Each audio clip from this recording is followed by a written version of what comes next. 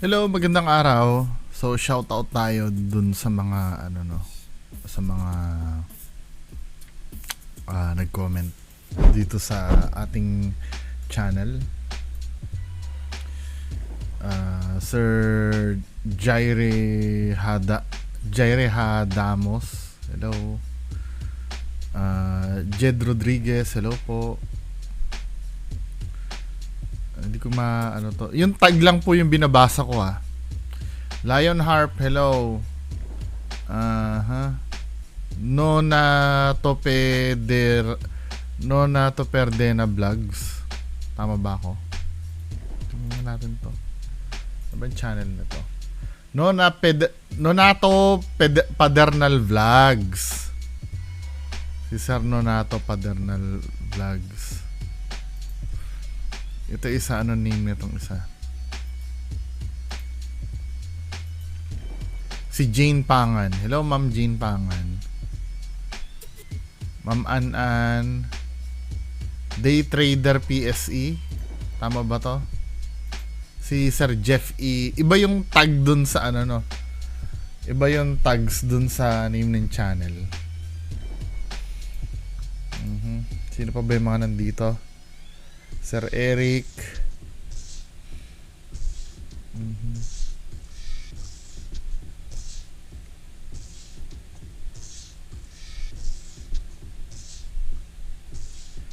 Rayomen, Boss Bungo, para sa akin legit si Dax, pero ganito naman pala.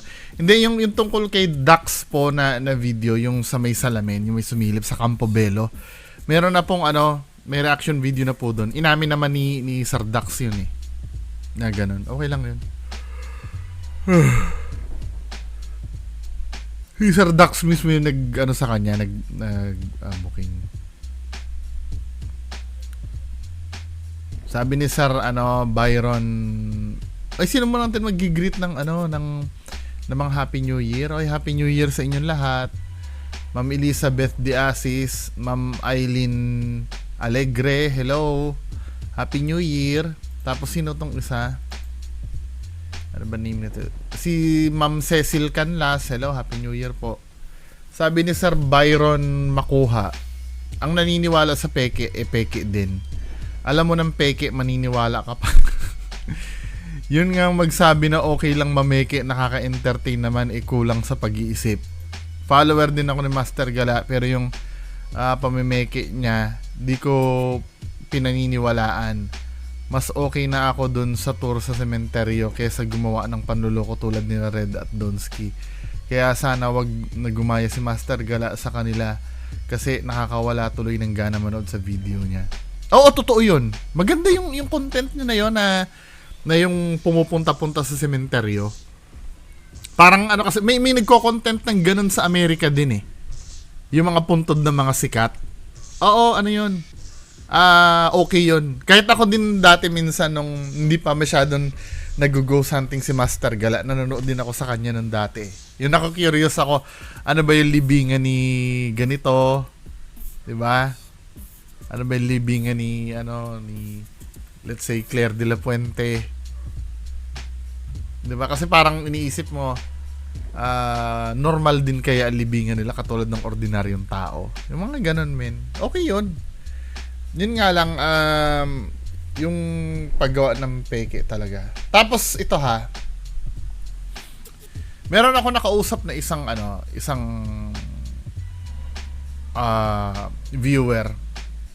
Di umano daw sa isang, hindi ko naman na-mention yung name kasi hindi ko naman nakuha yung side nung itong isang nagre-react din daw. Tinanong siya kasi may kasamahan siyang may third eye Tinanong siya, sabing ganun. Totoo bang may third eye yung kasama mo? Kasi bla bla bla, ganito ganyan Ang sagot daw sa kanya nung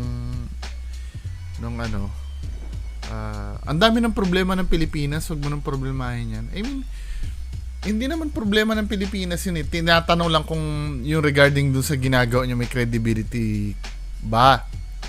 May confidence ba kayong i-confirm kung may third eye ba yun o wala? Ano lang naman yun, tanong lang naman ng isang curious. Parang ang balang kasi ng sagot na, I don't know kung totoo ano, kaya hindi ko ma-mention yung name. Diba? Kasi unfair naman kung papangalanan ko agad, yun yung ano. Ang sa akin lang naman kasi, bakit ganun sumagot? Pwede ka naman magbigay ng opinion mo na, sa tingin ko may third eye siya kasi ganito, ganyan eh. Pero kung ang sagot mo, madaming problema ang Pilipinas, kung ganun problema, I mean, video mo yan, min eh. Di ba? Dapat inaano mo, dapat alam mo yung ginagawa mo.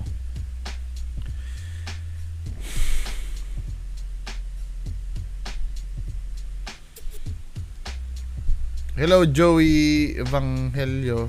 Hello po. Para kang tae, hello. Ano ba mga name lang? Taiga, hello. Eric Moto, hello. Skyflick.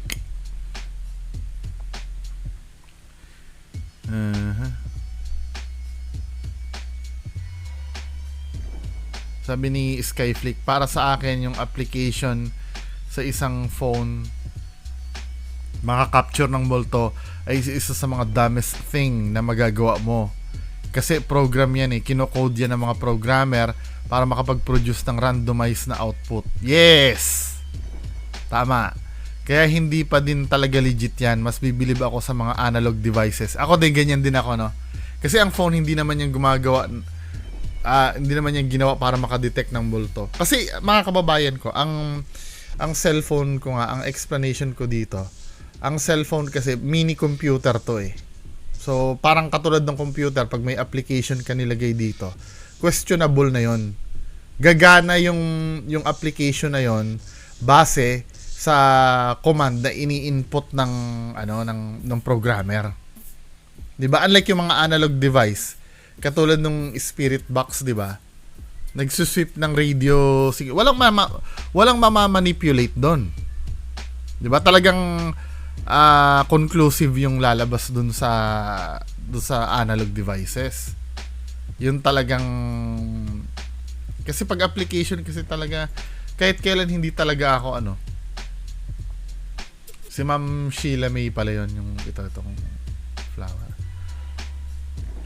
Sabi ni Corbin Black Styles, ito ko regarding kay 88 yung nagsumbong sa duwende, no? Nang scam yan, tapos kunyari may gumamit ng pangalan niya. May video nga ako re-reacan yung kay 88. Pero bukas na lang, tinatamad ako eh. May 3 akong video na nakapila eh. May 2 video pala para mamayang gabi.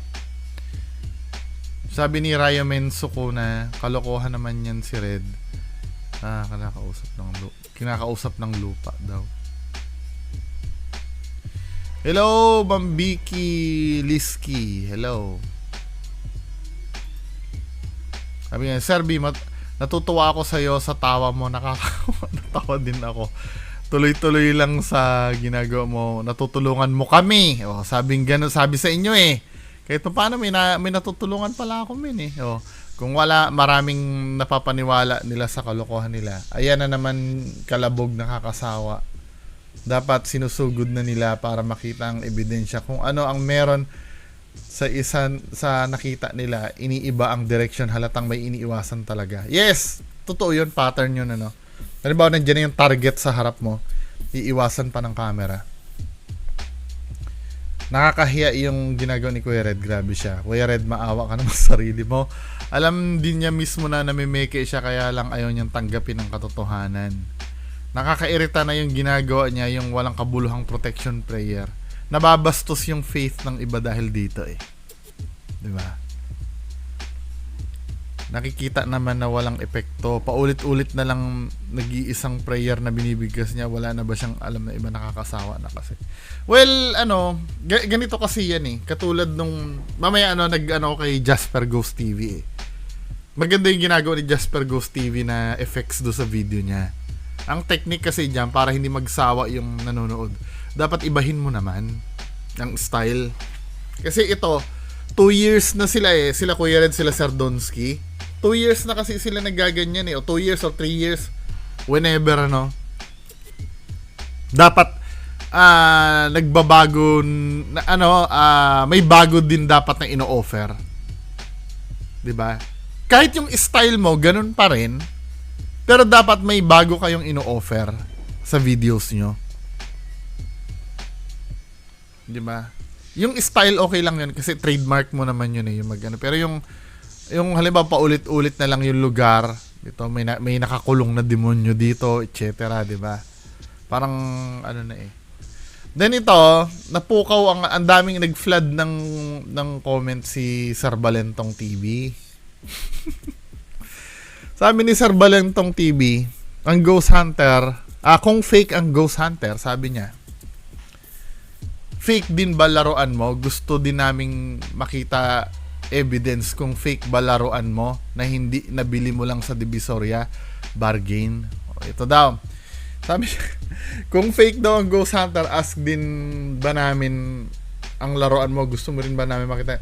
So kung fake daw yung yung laruan, no?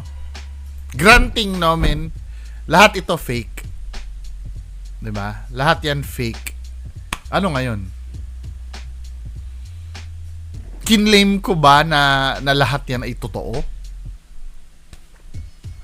May claim ba ako para hindi, kailangan muna ma-establish muna natin yung Sir Balentong ma-establish muna natin yung motive. 'Di ba? Let's say fake ang laruan ko, no? Let's say ito fake. Hindi to original. Yung ba ibig mo sabihin? Hindi original. Let's say ito. Ayon sa observation mo, hindi ganito ang totoong Hot Toys na Groot. 'Di ba? So fake, knock off siya, hindi siya totoo. O ano ngayon? 'Di ba? Ina-advertise ko ba dito na, hoy, itong laruan ko totoo to. I mean, original to. Nabili ko ito sa 100,000 na halaga. Then kasi walang purpose men eh. Kasi hindi ko naman content talaga yung laruan. Naiintindihan mo? Hindi ko naman binobroadcast dito na ito, mamahalin to. 100,000 ang bili ko dito. Then suddenly, nakita mo to sa Divisoria, binebenta 100 pesos lang. Well, pwede yun. Pwede i-debunk mo ko doon. Ang problema, hindi ko naman dinideklara to men eh. Kaya hindi ko nagigets na ang sabi mo dito. Minsan mag-iisip kayo, gamitan nyo ng utak yung pag-iisip nyo, no? Na kung fake ang Ghost Hunter, ask lang fake din ba laruan mo? Gusto din namin ng evidence kung fake laruan mo na nabili mo lang sa Divisoria. Wow. Hindi, ganito no. Dadalhin ko kila Kuya Red. Let's say ganito bago mag-start ang video ni Kuya Red, halimbawa, mga Lodi, ang dinideklara niya na ang gagawin lang naman po namin dito ay for entertainment purpose lamang. So lahat po ito ay gawa lang ng aming imagination. Then resume ngayon sa ghost hunting. Ano pa ang use para i-debunk mo yon? Inamin niya ng fake. 'Di ba? Hindi niya naman dinideklara na na wala naman siyang declaration na yun ay totoo. Parang ganito wala naman ang declaration na ito ay mamahalin, ito ay fake or hindi siya totoo na brand. 'Di ba? Hindi siya totoo na. Actually ito binigay sa akin to taga Japan eh. Alam ko to knock off to. Kasi ang original nito may parang may salamin dito si si Vegeta. Pakita ko sa inyo original Si Ma'am Ruina nagbigay sa akin nito eh. Sana ba 'yan? Pero pinapahalagahan ko. Tsaka hindi naman ito yung content ko eh. Tsaka maganda naman siya eh. 'Di ba? Maliban na lang sana, halimbawa, sinasabi ko, ito, wait, pakita lang natin yung original nito. Vegeta Resin Statue.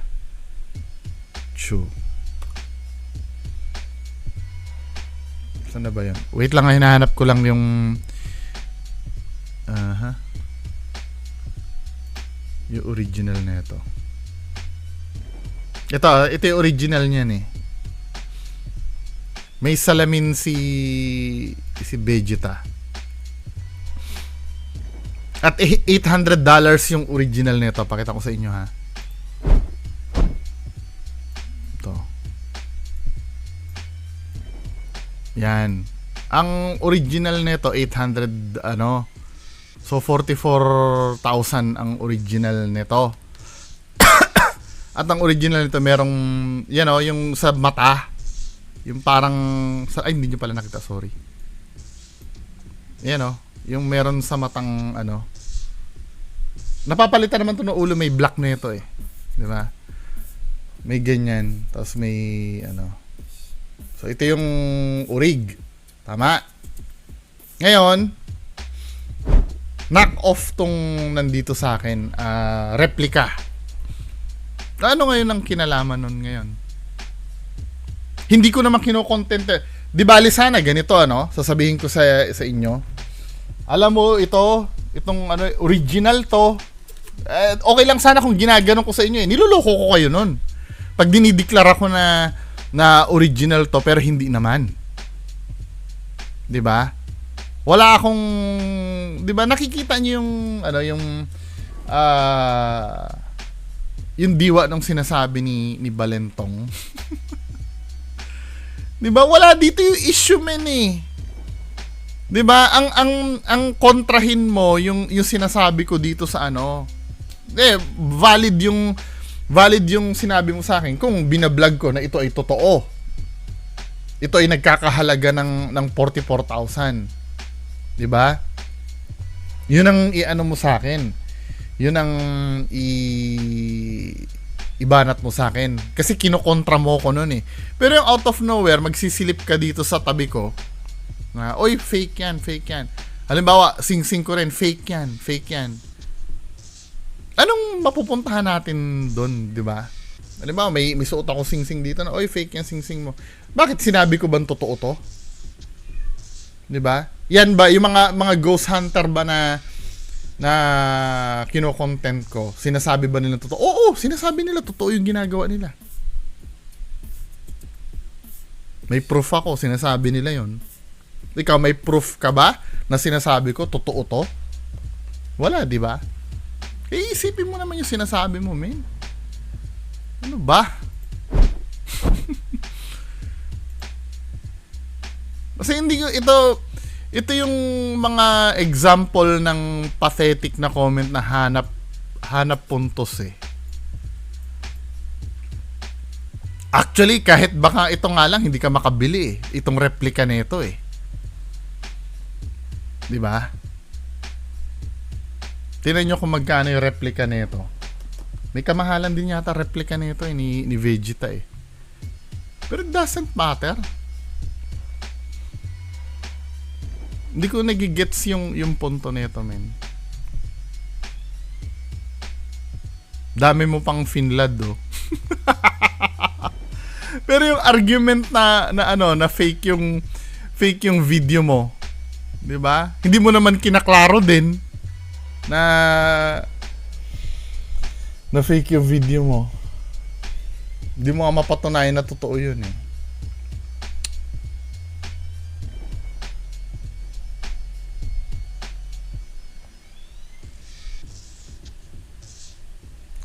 Hello, Nurse Key Sarceno, hello. Highway Dust, hello. Sir Joel Imperial, hello. Runs Babes, hello. Hello, Zandro Mendoza. Ito na naman Idol Bungo, puntahan mo yung Black Lady House para malaman natin kung peke, kung pake sila abangan yan ha. Ano do? Para malaman kung peke. Pupuntahan yung Black Lady House. Alam ko may pupunta doon. Mag-abang lang kayo, may pupunta doon. Pero men, hindi nyo naman ganito yan Paulit-ulit na lang tayo dito eh.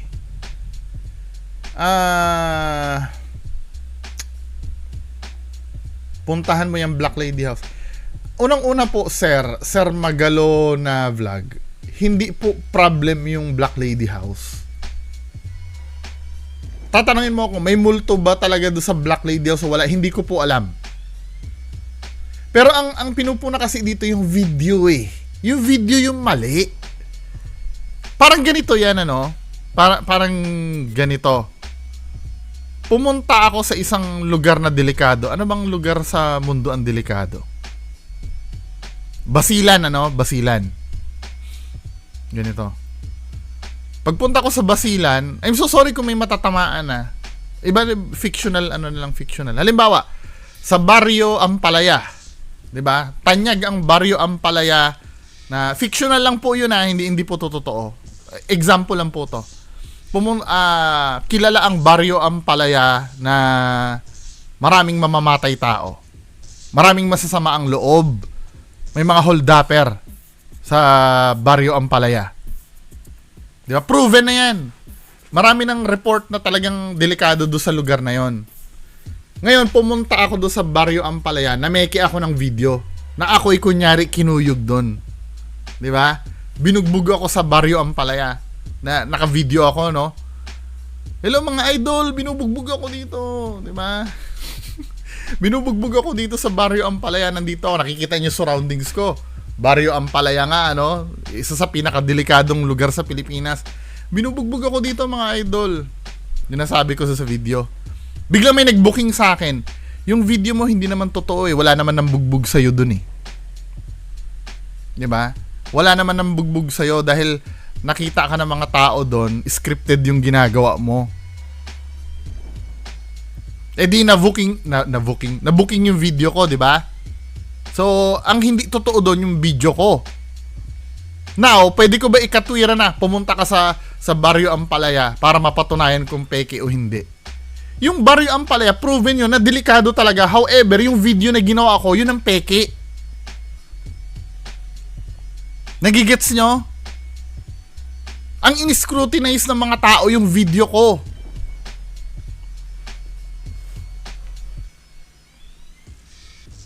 Tama ba? Nagigets nyo na o hindi? Come on, man. Ano ba nangyayari sa atin? Hindi hanggang ngayon pa ba hindi niyo naiintindihan na hindi na kailangan puntahan doon?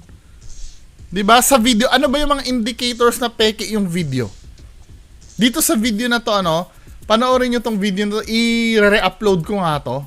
Itong Team Kuya Red, ginago na naman ang mga viewers. I-re-upload ko nga para maintindihan nyo kung ano yung naging fake dito sa video na to. 'Di ba? Makikita nyo dyan, bago saniban si Boy Balod dyan, kinakalabit ni Zards. Si Boy Balod. Kinakalabit si Zards. 'Di ba? Magdi-disclaimer na nga lang ako. Pag ni-re-upload ko yung video na yan mamayang gabi. Kailangan nasa lugar ba yon? Dahil ba doon sa lugar na yon kinakalabit ni Zards? Hindi, video yung peke eh. Hindi yung lugar. Kaya may totoong multo pa dyan sa lugar na yan, pero yung ginagawa nila doon sa video, fake.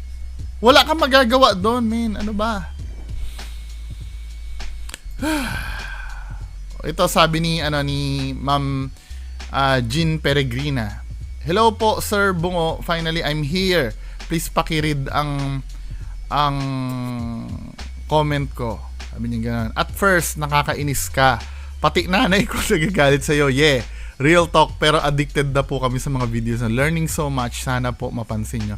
Hello, maraming salamat po, Ma'am Jean Peregrina. Sana minention yung name ni Nanay. Nanay, peace tayo ha. Peace tayo, Nanay. Nanay ni Ma'am Jean Peregrina. Hello, Nanay. I love you, Nanay. Baka mamaya galit pa sa akin si Nanay. Nanay, I love you.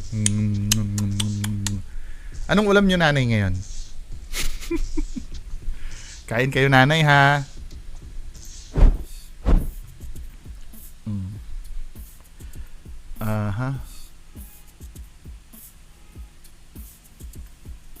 Ghost Hunters daw. Eh, dito na naman, sabi, ano ba Balentong TV ito, naisip mo na to? Ano ba?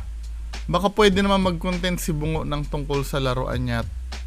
Toy collector kung fake ang mga ghost hunter. Baka ang laruan mo fake din. Gusto namin makita ng evidence na tunay ba ang laruan o fake lang. At sa Divisoria bargain lang nabili. Hindi, alam mo actually, sa Divisoria may bilihan ng legit doon. Sa 168 Mall. Yung mga NECA. Although na ito nabili ko to sa convention sa pati itong Deadpool. Ay hindi. Nabili ko yata ito sa isang seller. Legit naman pero nagbebenta din siya sa Divisoria. Ito tong Deadpool na to. Ito pero legit siya men kung checkin mo. Divisoria siya nabili. Pero legit siya. Wala naman kasing bootleg nitong NECA Itong 18 inches. Merong bootleg na NECA yung tigsi 600 lang. Pero walang box yun. Or minsan malabo yung pagkakaprint ng box. 'Di ba? Hindi porkit nabili sa Divisoria fake na. May mga supplier doon kasi direct sila sa China May mga binibentang fake. Itong mga Marvel Legends ko, Avengers, 100% yan, legit lahat yan. 1,500 ang isa niyan sa retail. So just imagine ilan yan. Ito original. Lalo na tong sword ni Wonder Woman na to. Ito yung God Killer Papakita ko sa inyo kung saan inano to Numbered to Tong sword ni Wonder. Ito yan yung sword ni Wonder Woman. Papakita ko sa inyo yung Para pagbigyan natin i-content ko daw yung ko Pero ito yata alam ko tong Vegeta na to, knock off to. Pero binigay ito sa akin ni Ma'am Ruina galing Japan. Ito. Tingnan natin yung God Killer ni Wonder Woman na sword God Killer. Nabili ko to sa bidding. God Killer sword.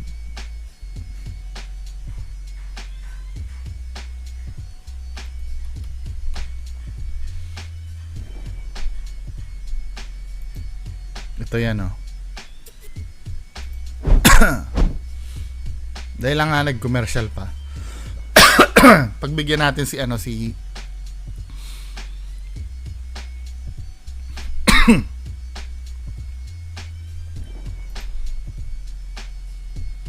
ito yung kukunin niyo yung sword.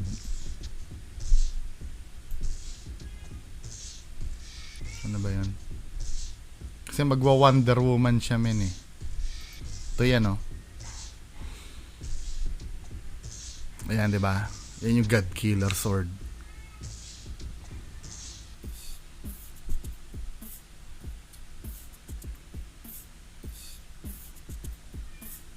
Ganda nung pagkakaano niya Pati yung details niya kuhang-kuha yung details niyan. Yan. Tapati itong yung dalawang dragon na yan yun. At ito yung pagkakagawa nito, hinulma ito dyan sa mismong ginamit sa movie. Dyan siya minold. Patunay may certificate of authenticity to dito sa parang plaka niya. Numbered to men. Number 391 to out of 500. Nakita ba yung number? Sorry, malabo ha. 'Di ba? Limited edition 'yan, men, sa Wonder Woman. Sorry, hindi nakita yung number Ba't tayo mag-focus? Anyway, ayun yung base niyan.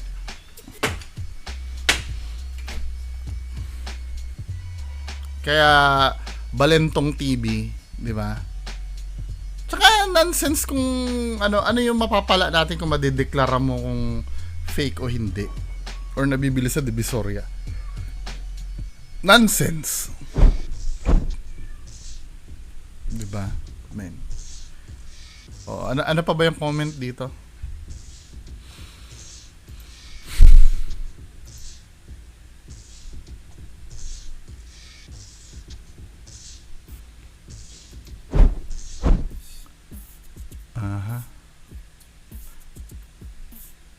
Legit po yan, boss mo. Naawa po ako sa multo. Mahirap dasalan ka ng Latin tapos gawin ka pang aswang. Kaya siguro nag-transform. Di na maramdaman sa hiya sakto. Kaya pala siguro nasa labas naghihintay sila.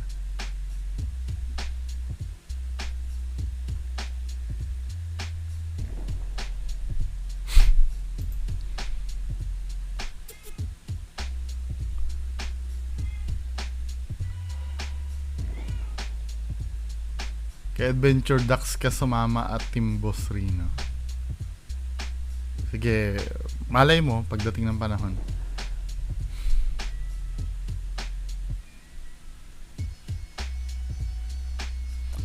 Tanggalin mo maskara mo, duwag ka naman. Ano ba meron sa maskara ko? Eh kinakalat na nga na rapist daw ako eh. Diba? Kumakalat na nga na wanted daw. Pinakalat na ni Bimbi na ano.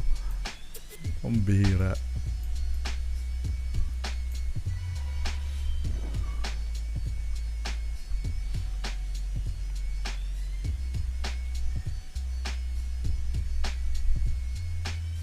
Sabing ganon, sabi ni Georgina Reyes, on the contrary, bungo, solve your personal family problems. You are disaster doing demolition job.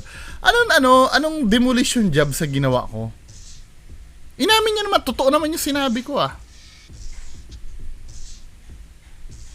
Tsaka anong kinalaman ng personal family problems ko? Nilalabas ko ba yon? Hindi ko naman nilabas yun eh. Hindi ko nagigets to. Karma is for real. Ito ha, itong yung sinasabi to ni Ma'am Georgina Reyes. Karma is real soon to come. Karma daw. Hindi ba pwedeng isipin nyo na sila, naging maligaya sila sa pamimeke nila? At this time, nabubuking sila. Hindi ba dapat sila yung nakakarma? Hindi ba natin pwedeng isipin ganon? Kailangan ang makakarma pa talaga yung nagsabi ng totoo? Hindi ko nagigets. Diba? Para sa inyo ang makakarma yung mga nagsasabi ng totoo at yung nag-e-educate sa mga tao? Yun ba ang makakarma para sa inyo? Hindi yung mga gumagawa ng fake na yan at maraming napaniwala? Abi, baliktad talaga yung pag-uutak nyo. Sabi niya gano'n, kung fake man, don't watch it. Hindi nga pwede, nasa public yung video niya ni. Diba? He asked for an apology. So what else do you want? Just shut up, bungo. Kung sa'yo lang humingi ka ng tawad sa mother mo, ninakawan mo pa ng jewelry. Tara mo? Kapatid at tao kinutangan mo, hindi mo pa binabaya, harapin mo ang kaso mo. Then, oo, uuwi ako ng Mindoro, haharapin ko lahat. Then, at saka ka mang bash, mayabang ka kahit wala kang career, di mo ba feel? Career is not prerequisite to brag. Ano ba yung binabrag ko? Ano ba? Mayabang ka kahit wala kang career. Di mo ba feel? O wala akong career. Career is not a prerequisite. Tapos kinontra mo yung sarili mo. Ano ba? Ano daw sabi ni ma'am? Mayabang ka kahit wala akong career. So wala akong career. Biglang sabi mo, career is not a prerequisite to brag. To brag. Kasi pag nagbabrag ako, kasi pag sinabi mo statement na career is not a prerequisite to brag, pwedeng ang mangyari, may career ako, tapos nagbabrag ako. Pwede yun. Eh, biglang sa unang statement mo, mayabang ako kahit wala akong career. Ano yun? Fan ito ni Donsky.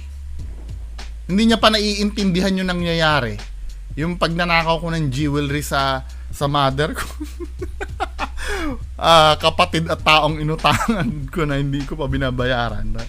Diba? Parang, ma'am, you are living under a rock. Hindi mo pa alam yung nangyayari.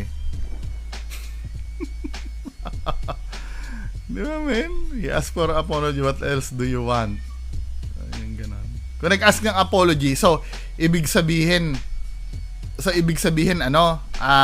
totoo yung sinabi ko. O kung totoo sinabi ko, paano ako makakarma doon? Kung totoo yung sinabi ko. Magulo yung mga fans ng ng mga ghost hunters. Ma'am, harap tayo live. Gusto kita maintindihan. Harap po tayo live. message mo ako sa Bong TV FB. Kung fake man o hindi, don't watch it. Ikaw nga nanonood sa akin eh. 'Di ba? Wag ko daw panoorin si Master Gala. Ba't ikaw nanonood ka sa akin? Pwede kang manood sa akin. Ako hindi. Anyway.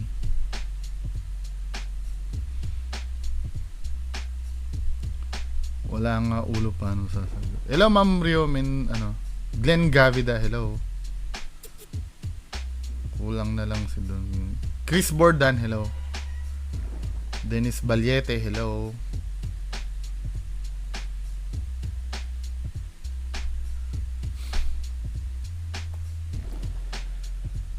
Sergio Karim Chill TV. Sabi ni Ma'am Susana VR Vlog, Idol, mag-iba ka kaya ng content, yung political naman, yung i-content mo.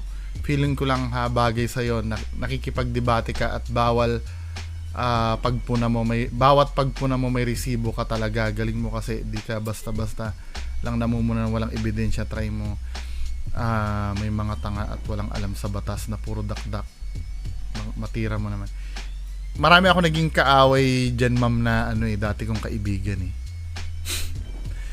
yung pagko-content ng siguro minsan magko-comment ako, pero ayoko talaga ng politics kasi marami akong mga tunay na kaibigan diyan na nakaaway ko. 'Di ba? Pero minsan malay mo minsan. Tsaka wag niyo ito, with all due respect ko, Ma'am Susana, salamat po. I love you, Ma'am Susana. Ang sa akin lang yung iba yung yung may nagtuturo na i-content mo si ganito, mag-content ka naman ng ganyan. 'Di ba? Nasa choice ko pa rin po 'yun kung gagawin ko yung hindi. Tapos sasabihin, kung hindi ka bias, i-content mo si ganito. Kahit na maging bias ako, hindi nawawala yung hindi nawawala yung pagkapeke nung pagkakare ako sa idol ko. Parang ganito 'yan si Ghost Hunter A. Ito si Ghost Hunter A. Kaibigan ko. Si Ghost Hunter B, hindi ko kaibigan. Ang lagi kong binabanatan si Ghost Hunter B. Kasi fake ang ginagawa, ganyan, Kahit pa sabi mong bias ako, ang main issue pa rin dito mga men, kung totoo ba yung sinasabi ko regarding kay Ghost Hunter B. Yun ang dapat ma-determine eh.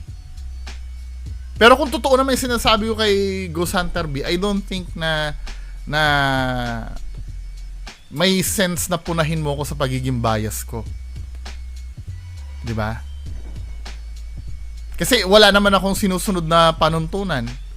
Kung ano yung trip kong i-content, yun na i-content ko talaga. 'Di ba? Nasa akin pa rin yung pagpapasya.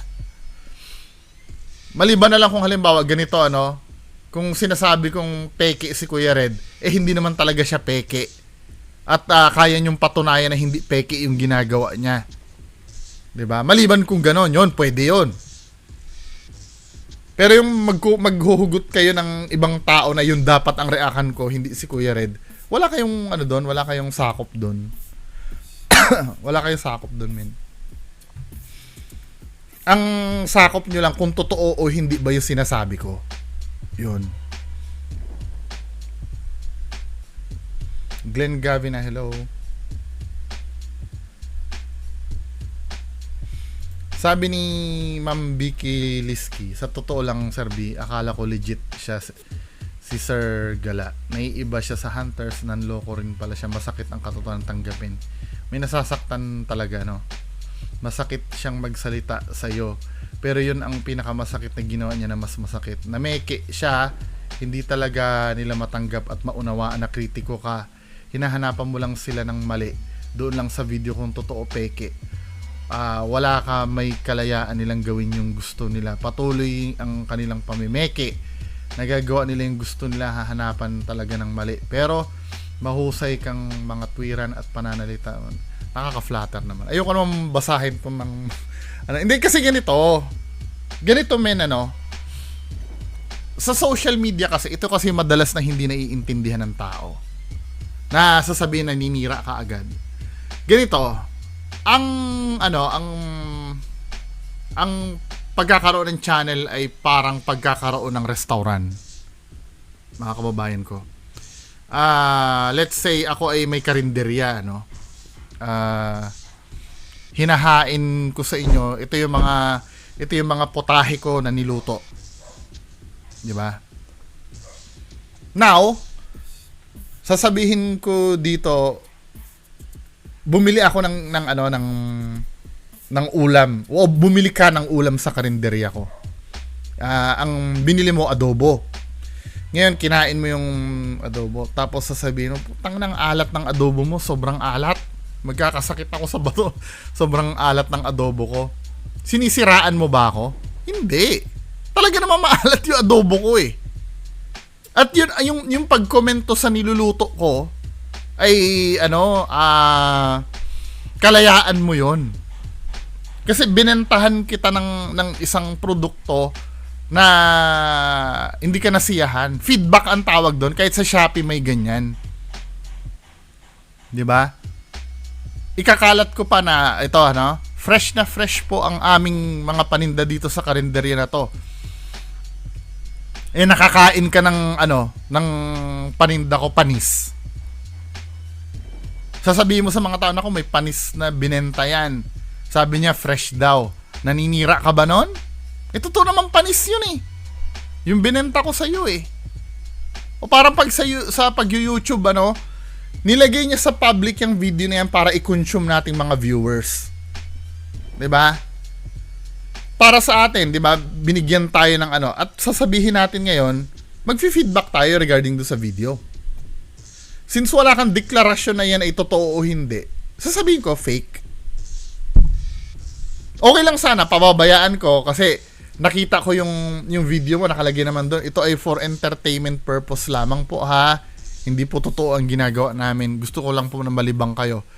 Yung mga maling logic sa video, hindi ko nasisitahin dahil total ito lang naman ay for entertainment lang naman.